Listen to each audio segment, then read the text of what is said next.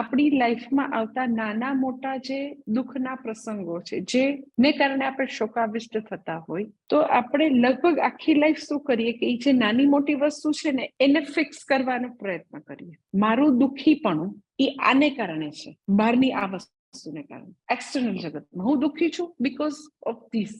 એટલે એને આપણે રિપેર કરીએ, ત્યાંથી ગુડું મારીએ, એને ફિક્સ કરીએ, પછી બીજી આવે એટલે બીજાનું કરીએ, ત્રીજો એટલે ત્રીજાનું કરીએ. એટલે આખી જિંદગી એવી એક પ્રકારની અરેન્જમેન્ટ, ગોઠવણી કરીએ, જેને પૂજ્ય સ્વામીજી બીકમિંગ લાઈફ કે એવું કર્યા કરીએ આપણે. ક્યારેક કોઈક એવી રેર એવી કોઈ મોમેન્ટ આવે કે વ્યક્તિને એવું ખબર પડે કે આ બધા ને કારણે જે શોક થાય છે, મને દુઃખ થાય છે, તો એકચ્યુઅલી એ સાચા રીઝન નથી. મૂળભૂત રીતે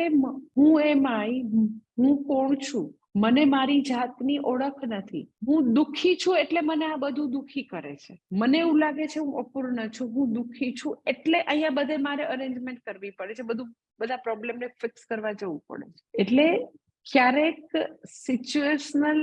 વસ્તુઓની અંડરનીથ હું દુઃખી છું એ વ્યક્તિ ક્યારેક જોવા પામે તો એને એની મૂળભૂત સમસ્યા સમજાય, તો ભગવાને આપેલી જે